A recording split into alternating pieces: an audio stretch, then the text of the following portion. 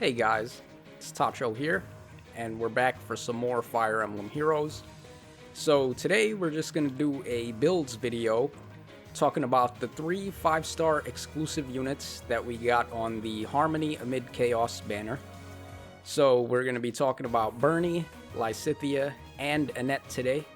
We're not going to talk about Ferdinand von Aegir, unfortunately, but he is a 4-star, so most people will just delegate him to fodder skills for the most part.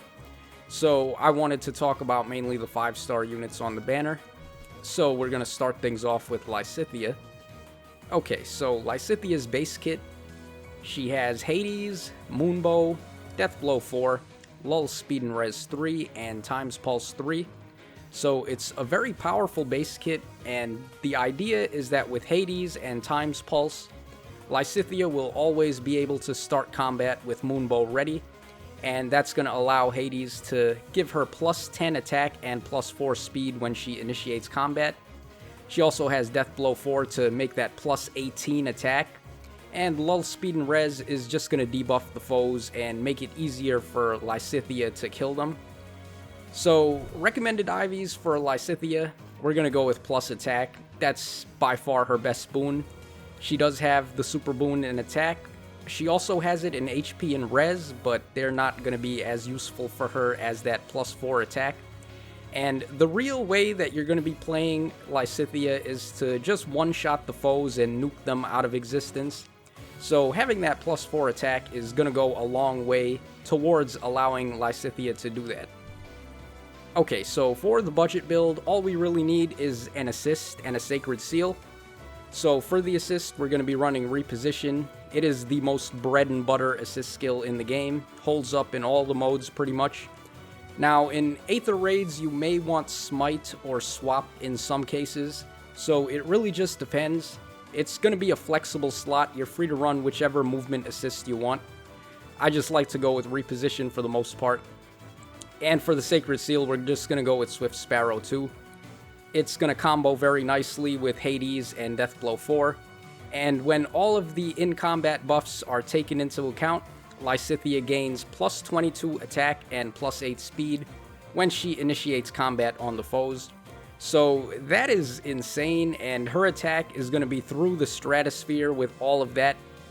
She is easily going to be able to one-shot foes without any trouble at all. It's like, let's just take Lilina and give her a crap ton of speed. So Lysithea is insane. And as far as alternate budget options go, you can also run Brazen Attack and Speed in the Sacred Seal slot over Swift Sparrow. It's going to give you an additional plus 3 to both stats, but you do have to be a little low on HP for that to kick in. So use that at your own discretion, depending on whether or not you feel Lysithea can safely get into the HP threshold. She is a glass cannon, so taking hits with her is not going to be the safest thing, but if you can pull it off, it's going to be valuable. Other options are going to include Desperation for the Beast slot if you want to go for the 2-hit kills instead of the 1-hit kill. Heavy Blade is an option too, so she can quickly charge up her special attack. And it may allow you to use something else instead of Moonbow, like maybe Luna instead, if you prefer to use that. And also Chill Res is an option for the seal, to debuff the highest res enemy, making Lysithea a lot more powerful when she attacks them. Or you could also run Chill Res in the C slot over Times Pulse. When you have dancing support, Chill Res is going to be very nice, because Lysithea can get the debuffs on the enemy team after the first attack, and then you're free to dance on her and reap the benefits of that minus 7 res. So pretty solid options for her, though I do think the base kit and what she's trying to do with the Moonbow nuking is her most effective strategy if you're going to stay budget. Okay, so moving on to some more high investment builds here. On the left side, we have a Ophelia 2.0 build, pretty much. It's just Lysithea with the Ophelia build. We're running a Blazing Special, Life and Death 4, Special Spiral 3, Res Smoke, and Hardy Bearing. And the reason why we run Life and Death 4 on builds like this is because it gives you the hard stats to your actual BST, as opposed to in-combat buffs. And when blazing specials calculate damage, they are looking at your actual attack stat. So it is better in this case.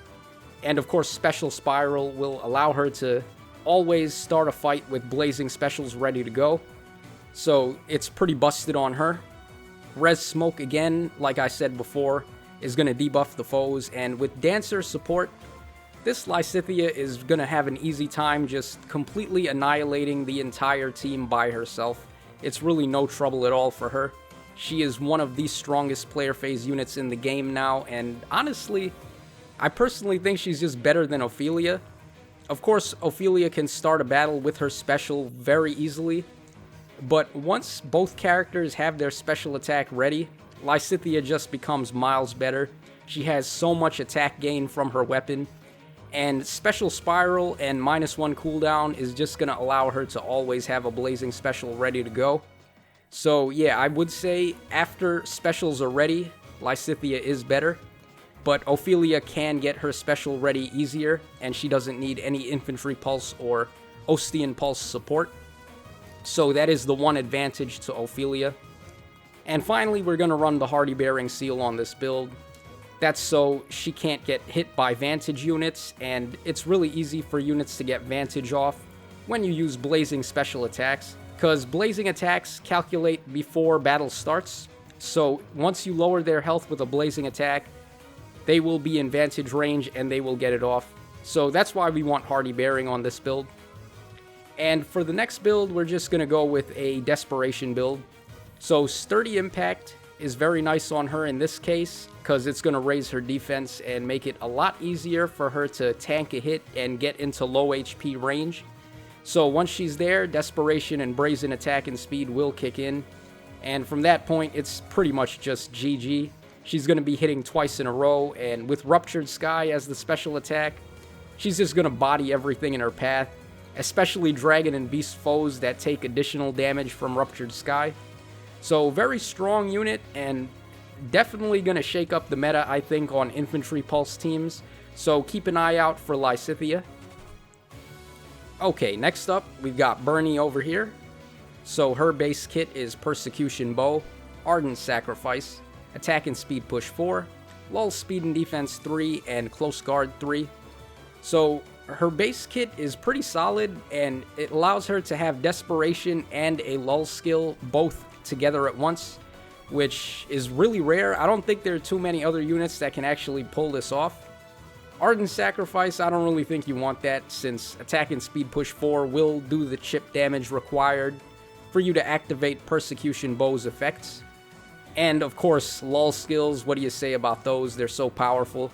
Just negating the foe's buffs and then providing a debuff on top of that. It's going to allow her to just shred enemies with ease. So recommended IVs, to no one's surprise, we're going to go with plus speed. She has the super boon in speed, so always nice to get those.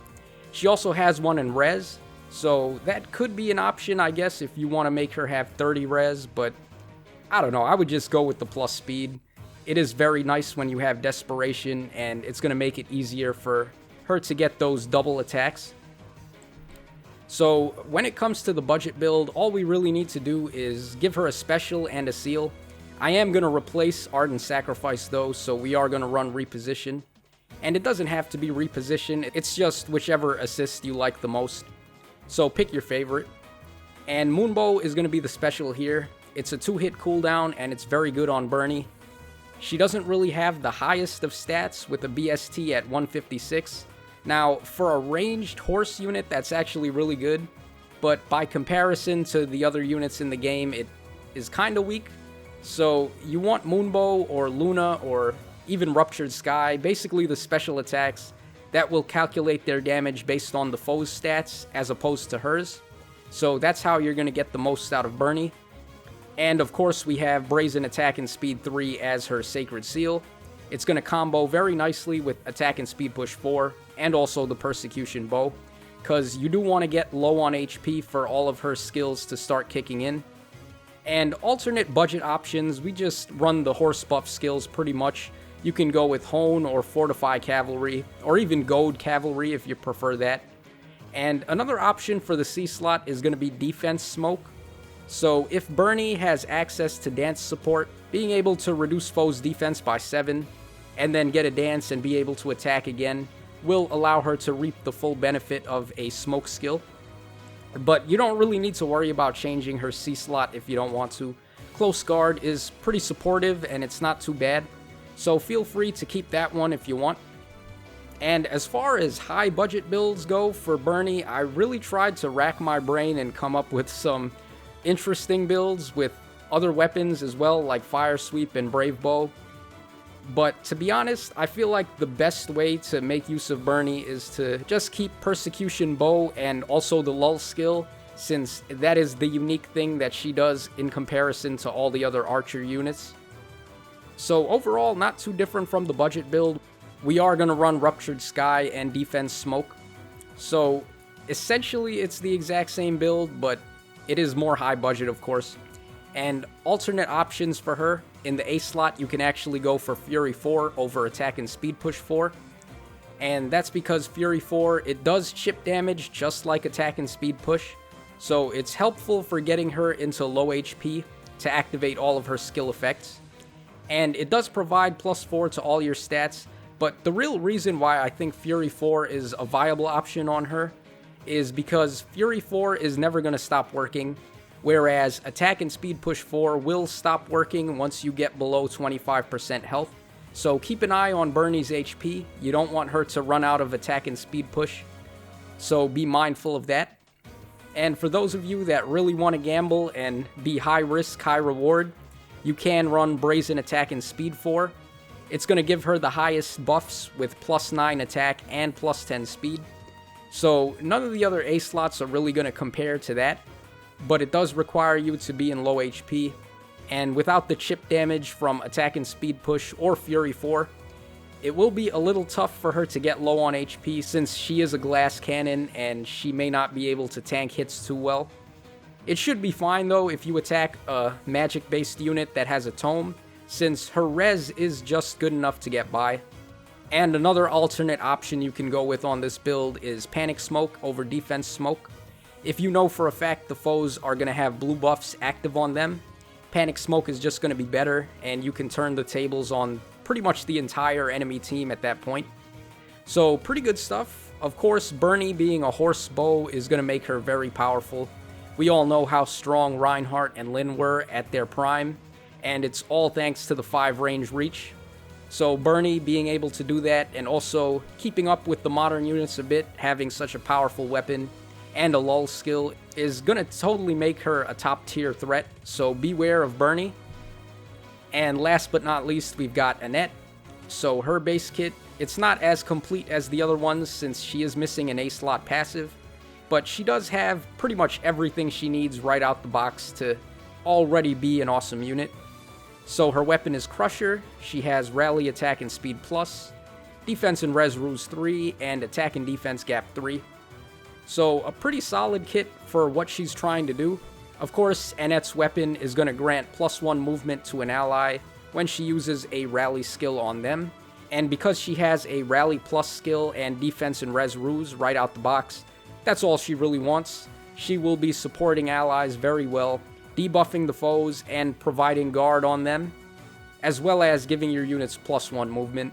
So Annette brings something new to the table, and overall I would say she is my favorite out of the bunch because of that. So recommended IVs for her are going to be plus attack. You all saw that coming. She has the super boon in attack, and really her attack stat is already crazy high anyway, so just stack her attack as high as possible. And of course Crusher does adaptive damage, so it targets the lower of the foe's defense or res, which is only going to make a super high attack stat even better. So totally go for that. And as for the budget build, we're going to be running Glimmer on Annette. That's because her attack is sky high and it's only a 2-hit, so it's not too hard for her to get that off. And going old school here, we're going to run Fury 3 in the A slot. That's because Annette has very well-rounded stats. She doesn't really have anything that she's weak in. So Fury 3 is just going to bolster her stats even more and make her that much more of an all-rounder. So I like running Fury on units that have all-around good stats like that. And for the Sacred Seal, we're going to go with Speed Feint. You could also go for attack feint if you prefer. I just think speed feint might be a slight bit better if you're using Annette solely for the purpose of rallying and debuffing the foes. So when the foes take minus defense, res, and speed, it makes it that much easier for your own units to hit them twice and deal a lot of damage. So I would prefer to go that route instead of the attack feint route, but of course just go with whichever one you like most. And I didn't really talk about attack and defense gap too much, but it is a basic C-slot passive, and it is a buff skill for the ally on your team with the highest attack and defense total. And since it has no range restrictions on it, it's pretty nice for just buffing a unit wherever they may be on the map. So it is a good option, but you can of course run something else if you want. The C-slot is very flexible as always. Okay, so moving on now from the budget build, we're going to be talking about the high investment builds now. So for the first build, we're going to run Bonus Doubler in the A slot over Fury. Bonus Doubler is basically just Fury's big brother. It can get a potential +7 to all stats if you have Legendary Azura on the team. And when you get +7 to all stats like that, Bonus Doubler becomes pound for pound the strongest A slot passive in the entire game. So we're totally going to run that. As I said before, Annette has very well-rounded stats. So you want to run skills on her that just bolster all of her stats at once. And we're also going to run Panic Smoke on this build, so Annette can attack a foe, panic them, and panic their whole team, and then the rest of your units are going to have no trouble at all dealing with them. So in the ideal scenario, the way Annette would play is use a rally skill on an ally, debuff the foes and inflict guard on them, and then have Legendary Azura dance on Annette, give her extra movement just like she just gave to her ally, and then you can wreak havoc on the foes. She's going to have Bonus Doubler thanks to Legendary Azura. She's going to be panicking the foes on top of the guard that she already inflicted. And it's just insane, man. Annette is such a versatile unit, and she just brings so much new stuff to the table with her ability to abuse ruse and feint skills, which I really like. So she is the first unit of her kind in that regard, and like I said before, that is why she is my favorite on the banner. And for the next build, we're just going to be running a bait build, seeing as how Annette has very good res and defense. So distant counter, we're going to be baiting the foes. We have Aether on her, which is a high hit cooldown special, but if you support Annette with Brave Lucina, she will get the Steady Breath effect, and Aether won't be too hard to activate in combat. Also, for a bait unit to be able to inflict guard and -5 defense and res, and -7 attack from attack feint that we have in the Sacred Seal slot, this Annette is going to be totally thrashing her foes. They're going to be at such a disadvantage when they go up to attack her. It's going to be crazy. And we are running Pulse Smoke on this one, since it is a bait build, and having Pulse Smoke makes her that much stronger when you're facing an Infantry Pulse setup. So very good stuff, and that's pretty much going to wrap us up for this one, guys. So thanks for watching. Let me know in the comment section down below, actually, which of these 3 new units is your favorite. And I guess we can throw Ferdinand von Ayer on there as well. We didn't talk about him today, but he is on the banner. So, in my personal opinion, I already said it, Annette is my favorite. But if we're just going by 3 houses alone, then I gotta say Lysithea would be my favorite of this batch. But from what she brings to the table in Heroes, I do have to go with Annette. So let me know in the comment section, guys, which one is your favorite and which one you want to go for the most. I was pretty lucky and I free pulled Annette with my tickets, but she was minus attacks, so we are living the hard life when it comes to that. Also, let me know in the comment section down below if you managed to summon any of these, and let me know which Ivies you got. So as always, guys, this is Tacho signing out. Have a nice rest of your day, and I will talk to you guys again in the next one.